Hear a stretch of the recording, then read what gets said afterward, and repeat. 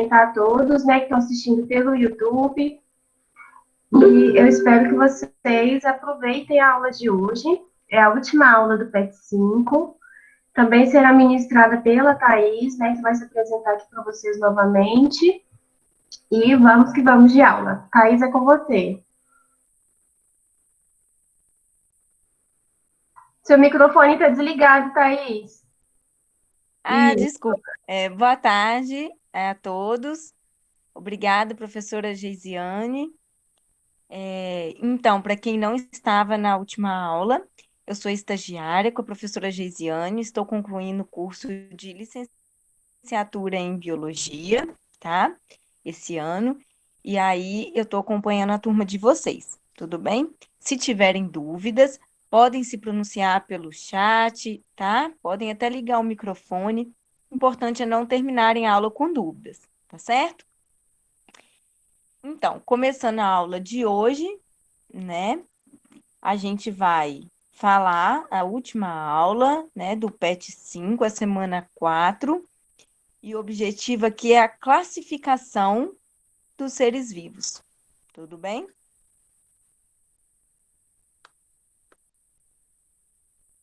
Então, gente, vem-se, né, procurando classificar os seres vivos.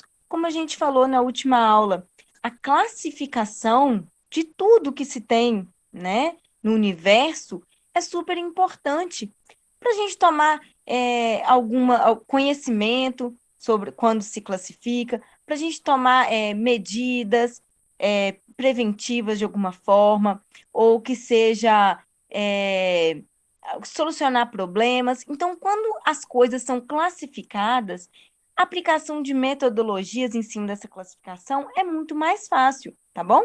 Daí os seres vivos também vêm sendo classificados. Eu mostro para vocês, olha, que primeiro Aristóteles e Teofrasto, dois cientistas, né, pesquisadores, eles classificaram os seres vivos como plantas e animais, tá? Então, eles basearam em observações macroscópicas e hábitos desses seres vivos, tá bom? Vale ressaltar que quando Aristóteles e Teofrasto fizeram essa classificação, a gente não tinha modernidade na ciência, na pesquisa, como se tem hoje, né? Não se tinha microscópios, não se tinha técnicas de análises mais sofisticadas, como existem hoje nos laboratórios de pesquisa, né? Claro, muita coisa a gente ainda está aquém do que deveria, não só no Brasil, mas também no mundo, mas na época de Aristóteles não tinha quase nada. Então ele fez essa classificação bem básica, plantas e animais, né? E aí, com o passar do tempo, Linneu, olha só, tem uma animação aí, poderia passar para mim, professor Gisiane, por favor? O Linneu, que também era um pesquisador, no século XVIII, ele, aprofundando mais nas pesquisas, ele falou, não, a gente não pode só ter esses dois grandes grupos, plantas e animais. Vamos dividir em reino vegetal, em que teria ali plantas, fungos, algas e bactérias, e um reino animal, em que teria os animais e os protozoários. Daí ele baseou em aspectos evolutivos e estruturas anatômicas dos seres vivos. Então, o que seriam essas estruturas anatômicas? Seria mesmo a anatomia dos seres vivos, as formas dos seres vivos, tá bom? Então, basicamente isso. Mesmo assim, com o passar do tempo, a evolução na pesquisa, vieram outros pesquisadores, como esse Henkel, tá? Em 1834 a 1919. Essas datas, gente, às vezes parecem um pouquinho chata, mas é muito interessante para a gente se localizar no tempo, tá? Então, aí ele viveu entre 1834 a 1919, né? E ele classificou um pouco mais seres vivos. Ele distinguiu mais características. Daí ele falou que existia o reino vegetal, o reino animal e o reino protista, tá? Em que ele separou os protozoários dos animais, que ele falou, não, protozoário é diferente de animais. Então a gente vai separar, tá? Depois veio aí Camblan. Que ele viveu de 1902 a 1968, tá? 1968, só para vocês terem uma ideia, é a idade aí que avós de vocês devem ter, tá bom? Mais ou menos aí, quando os avós de vocês nasceram, esse pesquisador estava aí estudando a classificação de seres vivos. E aí, em base em melhores técnicas analíticas, mais instrumentos, né, de laboratório, ele falou, não, os seres vivos são classificados como monera, protistas, algas e fungos, metáfita e metazoa, em que no monera estariam aí as bactérias, o protista estariam aí os protozoários, as algas, né? As algas e os fungos, né? O metazoa, os animais, tá? E o metáfita estaria ali as plantas, tá bom? Mas aí, como a pesquisa não para, né? Viu-se a necessidade de classificar melhor ainda os seres vivos. Daí veio um novo pesquisador, né? O Interke, tá bom? Em que ele diz, ele nasceu aí em 1924 e viveu até 1980. Então aí, olha só, quando ele morreu, praticamente os pais de vocês aí estavam nascendo, por exemplo. Olha só que interessante. E aí ele estudou e falou: não, existe o reino Monera, protista, fungi, em que ele separa as algas dos fungos, tá? Né? Quando a gente vê o quarto pesquisador, ele põe alga e fungo no mesmo grupo. Ele separa as algas e os fungos e ele classifica aí as plantas no reino Plantae e os animais no reino Animalia, tá? E essa ideia dele é uma classificação bastante interessante e que até hoje prevalece, tá bom? É uma ideia bastante interessante de classificação em que até hoje se utiliza, tá? Só que em 1990, daí, né? Isso aí para vocês que às vezes são jovens, são dos anos 2000, né?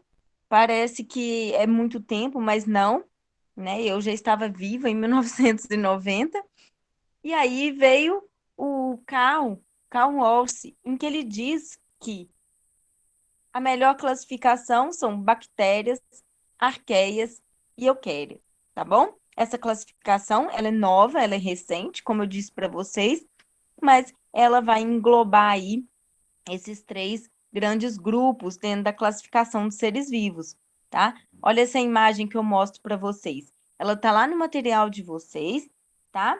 E ela mostra aí, olha só, o grupinho das bactérias, tá? Essa classificação em que inclui todas as bactérias, o grupo das arqueias, tá bom? E o grupo das euqueias, que aí vem tudo, a gente pode até ver a magnitude dessa árvore, tá? Dessa árvore evolutiva, mostrando esse grupo maior de plantas e composto por plantas, por animais, os euqueias, tá bom? Até interessante a gente ter na biologia, eu falei semana passada para vocês, todos os nomes têm um, um significado, um prefixo ou um sufixo que ajuda a gente a entender, tá bom? Porque muitas palavras são derivadas do latim. Então, quando fala euqueia, tá? A gente pega e pode até pensar assim, eu como sendo verdadeiro, tá? A gente traz para eu, carionte, que é o que a gente vai falar daqui a pouco. Então, sempre quando sendo verdadeiros, como sempre tendo um grupo muito grande que faz parte daquilo ali. Igual, por exemplo, eu mostro nessa imagem para vocês, tá bom? E aí se utilizam vários critérios de classificação dos seres vivos, tá bom? Então, os critérios que podem ser utilizados é quanto ao nível de classificação celular. Olha só na apresentação aí para vocês. Então, quanto ao nível de classificação celular, pode ser classificado como eucariontes e procariontes. Eu acho que esse conceito vocês já viram, né, professora Geisiane? Mas eu vou relembrar com vocês que os eucariontes são grupos de seres vivos que apresentam um núcleo envolvido por uma membrana, tá bom? Daí vem, né, todos os seres vivos, exceto aí as bactérias, tá bom? E os procariontes? composto pelas bactérias, que não tem aquela membrana envolvendo o núcleo, tá? Então, o material genético dessa bactéria, o DNA dela, fica disperso no citoplasma, tá bom? Então, aí, esses dois grandes grupos dentro do critério de classificação. Ainda quanto ao modo de nutrição, pode classificar como os autótrofos ou heterótrofos, tá? Ou heterotróficos. Os autótrofos, se alguém falou professora, se quiser perguntar, os autótrofos, eles são aqueles seres vivos que são capazes de sintetizar a sua fonte de energia, sintetizar o seu alimento, tá bom? Enquanto os heterotróficos são aqueles que não sintetizam a sua fonte de energia, não sintetizam seu alimento, e daí tem que retirar, né, um alimento de uma outra fonte primária, daquele que é capaz de produzir, ou de até mesmo de um outro heterotrófico, tá bom? Então, exemplo de um autotrófico seria, por exemplo, as plantas e as algas, tá bom? Enquanto os heterotróficos seriam os fungos, os protozoários, os animais, tá bom? Em que o alimento deles vem ou de uma fonte primária, no caso as plantas, ou de um outro ser também heterotrófico, tá bom?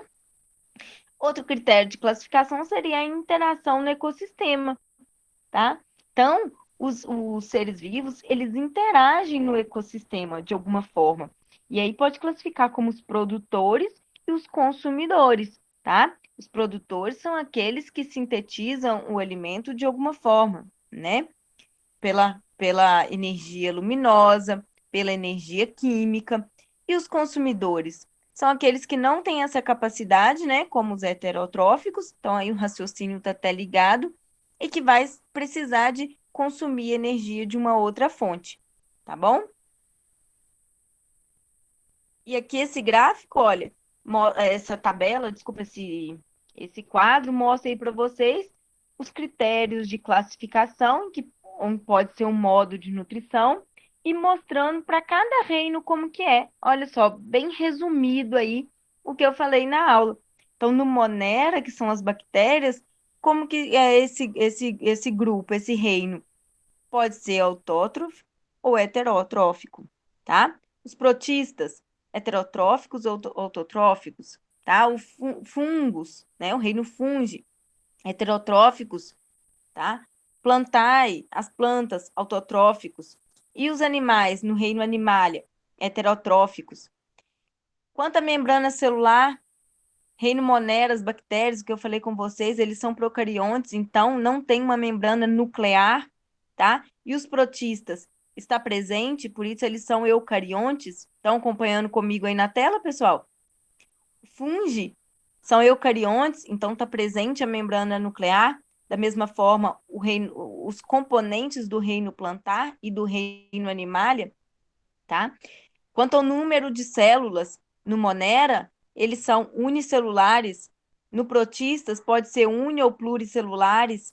No fungi, pode ser uni ou pluricelulares. Plantar e animalia são sempre pluricelulares, tá?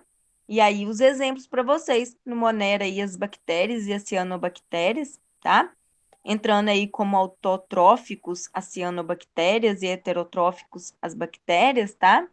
Os protistas, aí tem os protozoários, como a ameba, né? Que pode parasitar aí os seres humanos, paramécios, giardias, também causando doenças em seres humanos. Então, esse grupo aí, como sendo os heterotróficos, enquanto as algas que estão no reino protista são autótrofos, né? Então, os exemplos do reino fungi aí, os fungos, como os cogumelos, orelhas de pau, leveduras, as leveduras usadas para fazer pães, né? Fazer massas, cogumelos podendo ser ingeridos na alimentação, orelha de pau, né? Que fica mesmo em uma madeira em podre, né? Ali decompositores, tá? No reino plantar, a gente tem as plantas aí de vários, várias denominações, né? Vários jeitos de plantas, desde uma palmeira até um musgo, uma samambaia, um pinheiro, tá? Animália, né? Então, são os animais, sapo, abelha, grilo, minhoca, tartaruga, ser humano, dentre outros, tá? Então, aí, esse quadro aqui resume toda a nossa aula. Se vocês conseguem entender o que está escrito, né? Porque ler a gente já sabe, não é verdade? Agora a gente tem que entender. Se vocês conseguem entender esse quadro aqui, eu gostei, por isso que eu trouxe para vocês. Vocês entenderam toda a aula. E aí todo mundo vai tirar 10 na prova, tá bom? Então, gente, era isso que eu queria trazer para vocês. Se tiverem dúvidas, podem se pronunciar. Estou aqui à disposição, tá bom? A professora Geisiane, se quiser complementar alguma coisa, fica à vontade também. Joia, Thaís.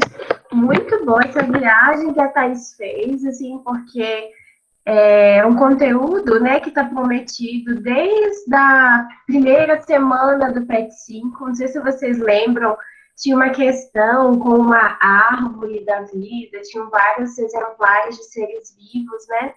E ali eles cobravam de vocês naquela questão ver se estava certo as afirmativas sobre a árvore e falava sobre os grupos de seres vivos, né? E agora é trazido para vocês esses conceitos, né? Sobre quais são os grupos dos seres vivos, né? Os grupos taxonômicos, no caso, foi apresentado até o grupo dos reinos, e a característica dos seres vivos que fazem parte de cada grupo. Eu gostaria de perguntar para vocês se notaram a ausência de algum grupo aqui nessa tabela que a Thaís falou. Vocês não sentiram falta de algum ser mencionado durante essa aula? Alguém poderia pensar quem seria? Não foi mencionado? Quem vocês acham que eu estou perguntando? A respeito de quem? Alguém quer chutar? Pode errar. Não tem problema errar. Tá bom, vou contar até 5 e vou responder. É difícil. Mas pensa aí, quem que está causando essa pandemia que está tornando essa nossa aula virtual agora? Exatamente, vírus, né? Nós temos vários vírus na natureza e alguns deles são causadores de doenças, né? E o coronavírus, por exemplo, que é apenas um entre milhares, eles não são incluídos em nenhum desses 5 reinos. Por quê? Há uma grande discussão sobre se eles são ou não seres vivos, né? Como características gerais para se considerar um ser vivo, tem uma bem básica, que é ter estrutura celular. Todos os seres vivos são compostos por células, que é a menor unidade funcional de um ser vivo. Então, se tu pegar qualquer ser vivo, a menor unidade dele que funciona sozinha é uma célula. E os vírus, eles não possuem células, né? Eles possuem uma capa de proteínas, muitas vezes envolta por uma membrana, né, que é um envelope, e lá dentro tem o material genético do vírus, que pode ser de RNA ou DNA, né, que é um ácido nucleico. Mas, o que acontece? Os vírus, com essa estrutura, fora de uma célula hospedeira, ou seja, sem estar parasitando um outro ser vivo, é como se fosse uma matéria inanimada, sem vida, não tem atividade nenhuma, nada funciona dentro dessa estrutura viral. Ele fica com o formato, é como se ele fosse simplesmente um cristal, né? Um cristal sem vida. Mas quando ele entra em contato com uma célula que é específica a ele, ou seja, que ele reconhece e consegue entrar e parasitar, essa maquinaria começa a funcionar, dominar a célula hospedeira, ela usurpa a célula, porque esse material genético que estava lá guardadinho dentro da capinha de proteína vai invadir a célula, se infiltrar no meio das informações genéticas e usar a célula para produzir novos vírus. Então, nós temos aqui um ser que não pode ser considerado ser vivo por todos os cientistas, porque não é consenso, porque ele não tem estrutura celular e ele não tem atividade fora de uma célula hospedeira, tá? Então, ele usa o funcionamento de uma célula para poder produzir novos vírus. Por isso, a gente não tem uma categoria dessas que inclui os vírus, né? Eles são um caso à parte, e o PET também traz, bem lá no finalzinho da aula, traz essa informação para vocês, tá bom? Curioso, né? Saber sobre os vírus. A gente ouve tanto falar sobre vírus, mas é bem interessante saber que os seres que podem causar efeitos tão perceptíveis, né, ou mudaram o funcionamento do mundo agora, não são nem seres vivos em consenso, tá bom? Outra coisa interessante que o PET traz também, envolvendo esse conteúdo que a Thaís falou para nós hoje, é que essa divisão em 5 reinos, né, eu vou mostrar aqui no PET para vocês, acho que vocês agora estão conseguindo ver.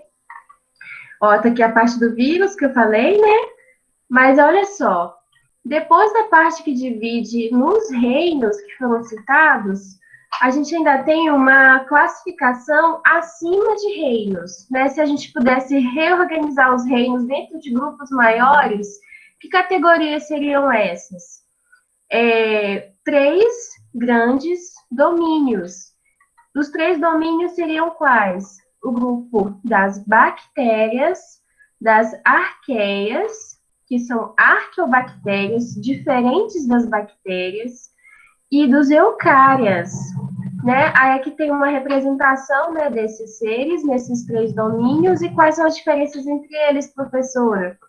Nesses 2 grupos aqui, nós temos os seres que não têm núcleo, as bactérias e as arqueobactérias. Só que elas têm origens completamente diferentes, elas não são consideradas do mesmo grupo, né? Tem diferenças tantas que foram separadas em 2 grandes domínios.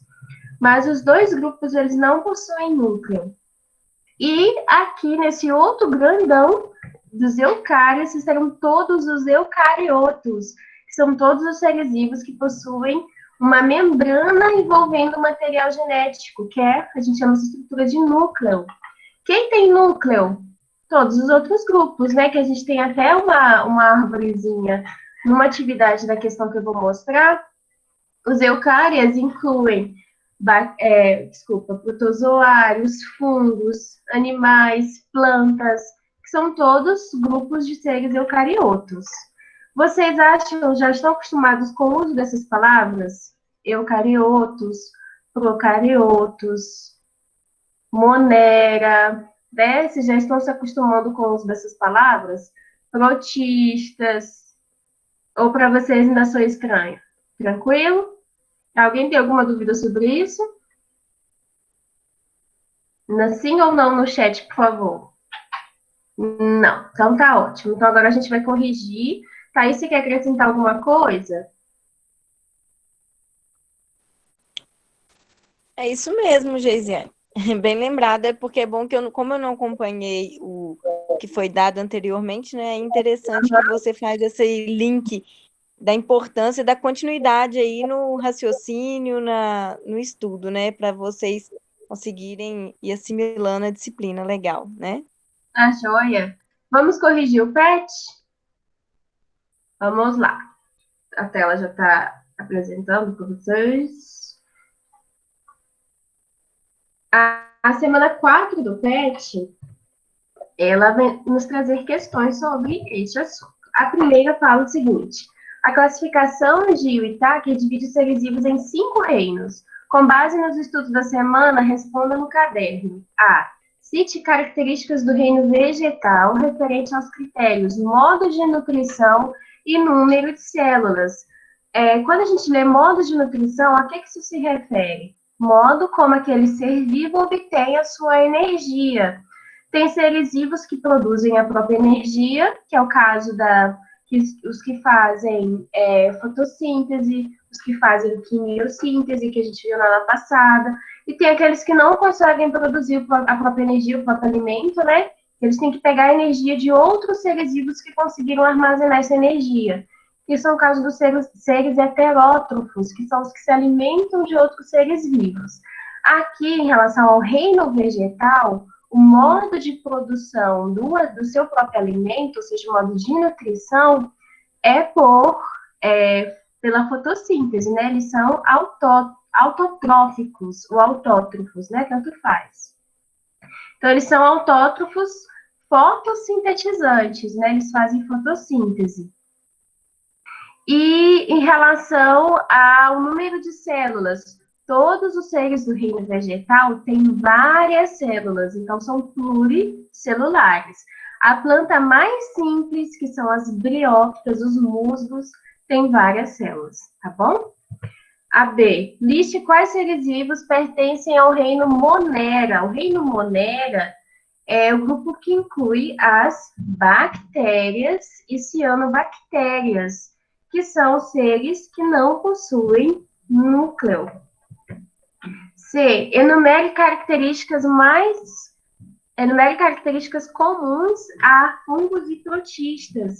Então, os fungos e os protistas, eles vão ter o que em comum entre alguns dos seus exemplares?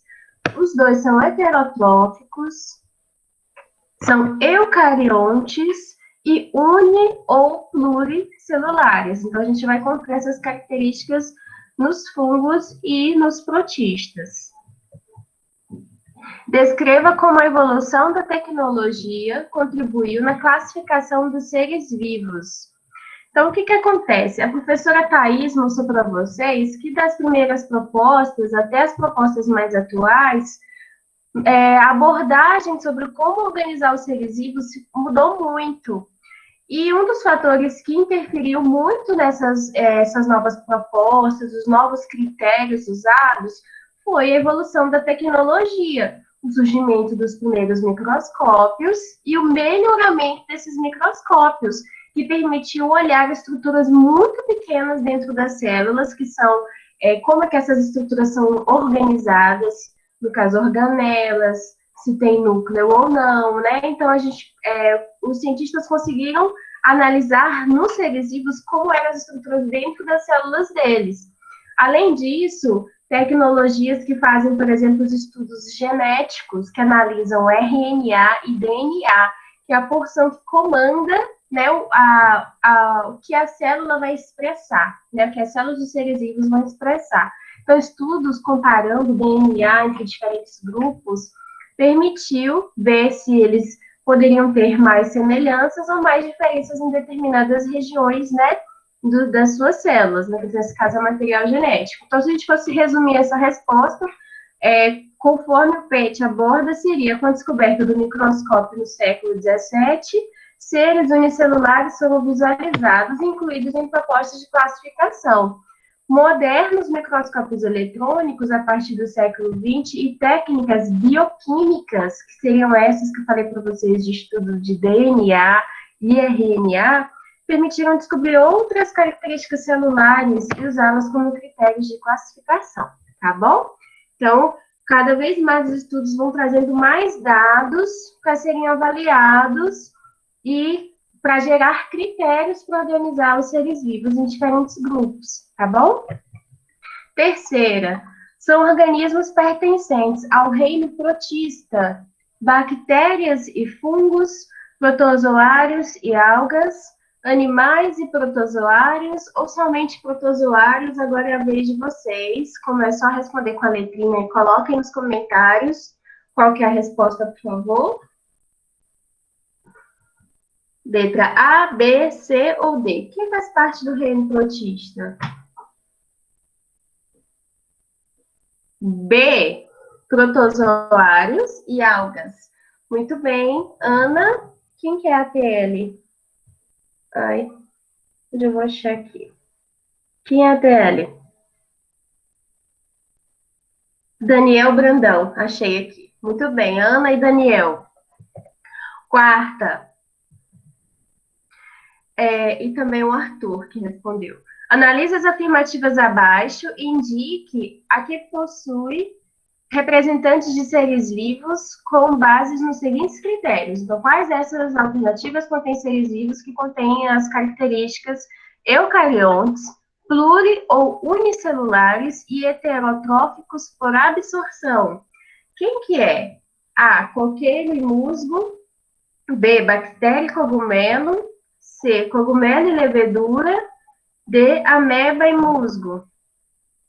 Arthur, você já está respondendo essa agora, letra B, bactéria e cogumelo? Ó, heterotrófico por absorção. Quem que faz isso? São seres que eles digerem o alimento fora da célula, aí o alimento, depois de digerido, eles vão absorver esses nutrientes, tá? Quem que seria aqui? Seria a alternativa que contém os fungos. Qual delas que contém só fungos? A letra C, cogumelo e levedura. No caso, Daniel Brandão, que acertou também. Tá? Muito bem. Podem continuar participando. Ana também. Muito bem, pessoal. Quinta, observe o esquema atual de 3 domínios e responda no caderno. Então, esses são os 3 domínios, né, que a gente abordou na aula com vocês. Eubactérias, arqueobactérias e o dos eucárias, tá? A. Identifique o maior domínio e cite os reinos que pertencem a ele. Qual desses domínios que englobam maior quantidade de seres vivos? Quem vocês acham que é? Bac, Arc ou Euc? Coloquem aí as iniciais no chat. Bac, Arc, Euc. Por essa imagem dá para ver quem que está incluindo o maior. Euc. Muito bem, Daniel. Tá, isso tá dando dica para vocês aí, gente. Euc inclui protistas, plantas, fungos e animais, tá? Então, é o grupo que inclui maior diversidade de seres vivos, é o maior grupo nesse sentido, tá? Porque engloba o maior número de seres. Muito bem. B. Pesquise sobre as arqueobactérias e responda em que ambientes elas são encontradas. As arqueobactérias, gente, vocês podem pesquisar por fora, quem gosta de fortes emoções, quem gosta de saber dos seres estranhos, coisas que não parecem deste mundo, tá? As arqueobactérias se incluem nesse perfil, porque elas são seres que são encontrados em locais, ambientes que outros seres vivos, normalmente, eles não conseguem sobreviver, né? Tá aqui na resposta para vocês curtirem. Vivem em ambientes extremos, quase incompatíveis com a presença de seres vivos, como nos geysers, vulcões, lagos superácidos, ou locais com altas concentrações salinas, pântanos, tufo digestório. Então, assim, essas arqueobactérias, elas são bem interessantes. A resistência delas às situações, né, normalmente não favorecem a presença de vida, é bem interessante, tá? Então, depois vocês podem dar uma pesquisada sobre elas. C. Explique por que os vírus não se enquadram em nenhum dos reinos dos seres vivos. A gente trouxe essa discussão bem ao final, para resumir aqui na nossa correção. A maioria dos cientistas não os consideram como seres vivos, pois não possuem célula, que é a unidade fundamental dos seres vivos, nem metabolismo próprio, que é a atividade própria, né? Que é aquela atividade que mantém o ser vivo, né? O ser funcionando. E eles são considerados parasitas intracelulares obrigatórios. Significa o quê? Eles só têm atividade quando dentro de uma célula hospedeira. Fora delas, eles estão completamente inativos. Ok. Muito obrigada pela presença de vocês aqui. Eu vou encerrar a gravação para o YouTube e a gente vai ficar conversando aqui na sala para tirar dúvidas. Encerrando a gravação. Tchau, gente. Interromper.